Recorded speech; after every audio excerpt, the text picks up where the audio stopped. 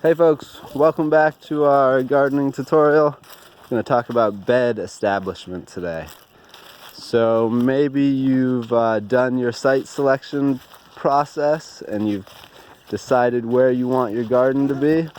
Maybe you haven't, but hopefully you've considered the sunlight needs.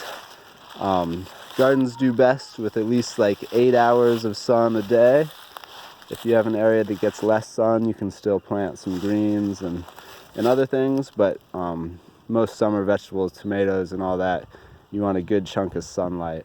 So one thing you can do with the kids to sort of make sure you've got the right spot is we're going to come out 3 times during the day and we're going to look at the shadows that trees and other structures are creating. And with the trees, we sort of have to imagine, they create this dappled shade in the spring because there's no leaves.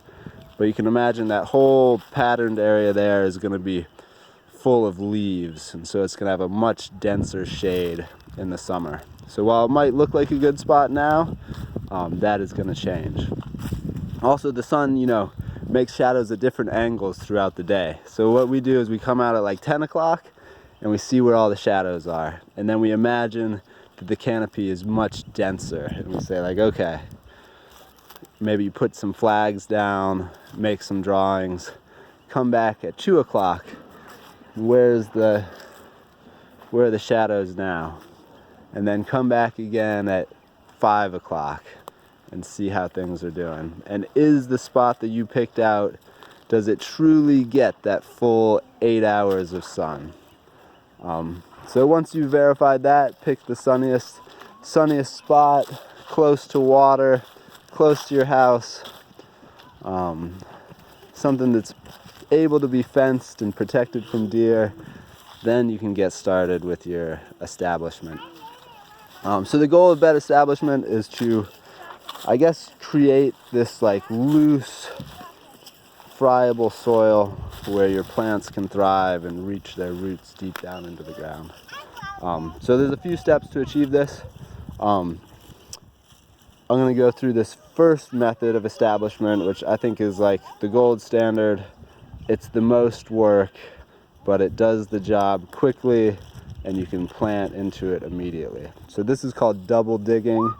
It's sort of been popularized by John Jevons, and you can look up his videos. He gets really in-depth on this stuff. Ecological Action is his organization. They've got some great tutorials as well, but I'll give you the quick and dirty version here.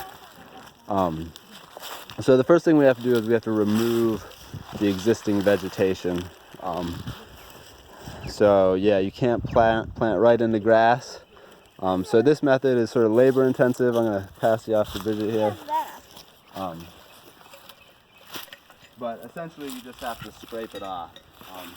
So if you can get a nice sharp shovel, you want to cut through the roots, get as much of the plant out as possible, and you put your legs into it. It's not too much work. The more sod you take off, like the deeper you cut, the more of your good soil you take out. So if you don't need to cut deep, you can leave a lot of the organic matter in the soil. This is sort of your best. This is your best organic material here, like all this sod, the roots, and the nice dirt on top. So what we've been doing is taking this over and putting it in a pile. This is going to be our new compost pile. So we'll keep adding like our kitchen scraps and other things to that. And by the end of the season, maybe by the fall, we'll be able to add that back in here as some fertilizer. So after you've cleared your spot, we've cleared this whole area.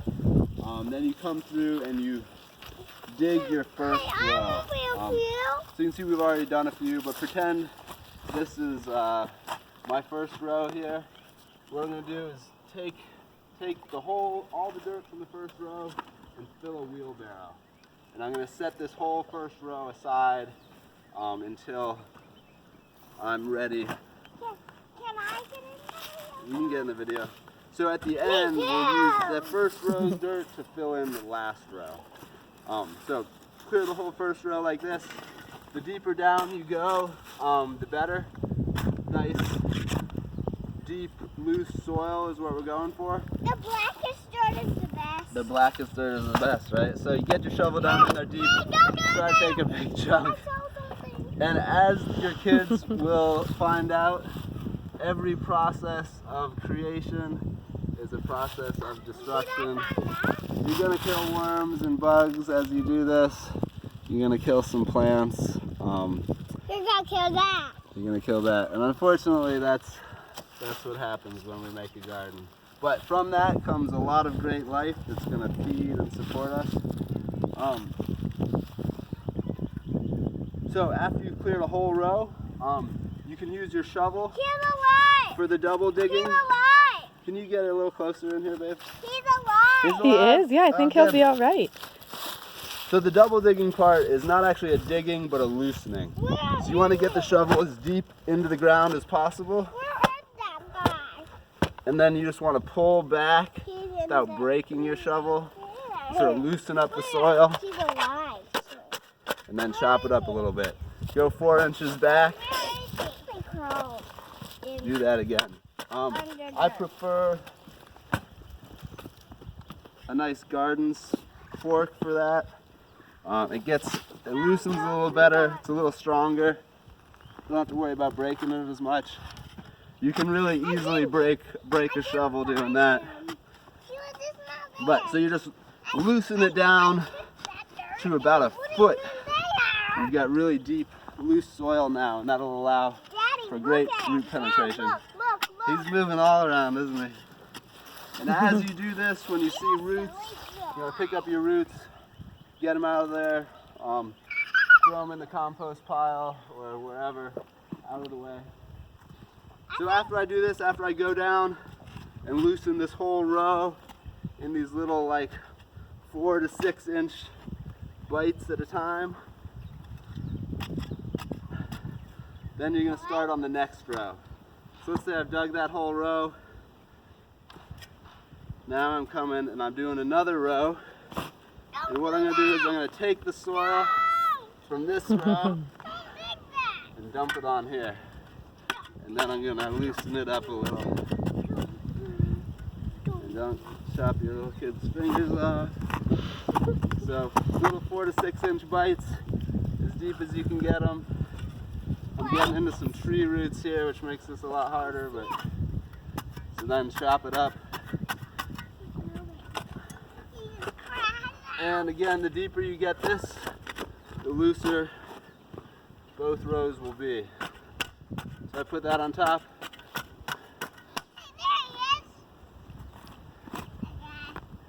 And we'll only do this to start a new garden bed, right? So you do this, yeah.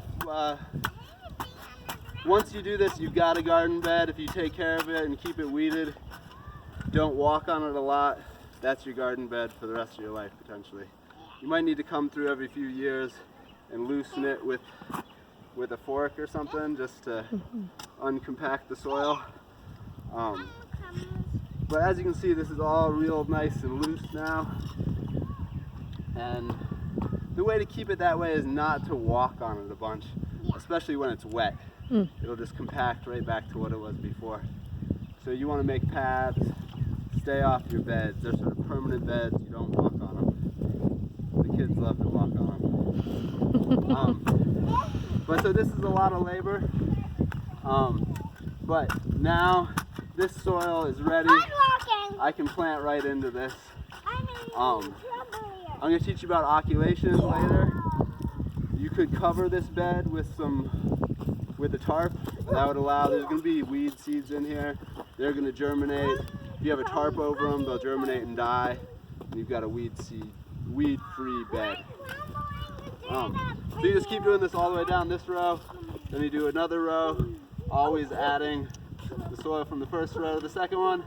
If this were my last row, then I come back and I get my dirt that I dug out of the first row, and I dump the wheelbarrow in here, loosen it up, and then I'm done.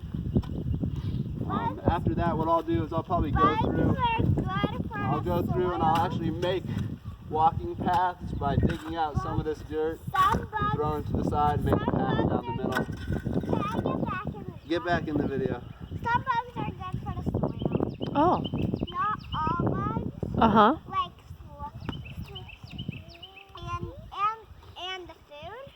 Mm-hmm. But slugs and lyrics. Worms. Worms are good. Slugs will eat your lettuce. I'm saying the bad thing. Oh, the bad things. Yeah, there's lots of bad things. Worms are good, and slugs and snails are bad. Because I eat a lot of They eat your lettuces. Yeah. Alright, one more thing about these gardens. So, No, you know, I this has say got worms too. some fertility in I it. say worms. You can get by planting a lot of crops right into this. Some say more worms. demanding I say stuff. worms. Say worms. Say worms. If worms are in your garden, people kill worms when they're in their garden. They do on accident sometimes. Yeah. But if you're trying to grow like You have to have squash or corn or tomatoes or some like heavy feeders, you're gonna need to amend this soil a little more. So if you have access to it, you can just put like 2 inches of compost over this whole thing. Or Daddy, can I get back later, in the truck? I'm gonna do some You videos can when talking he's about how done with to his turn, kiddo. create fertility on site using compost and plant teas and other ways to add nutrients that you can feed throughout. So this is enough to get started. You can plant something in there and then we'll fertilize it as we go.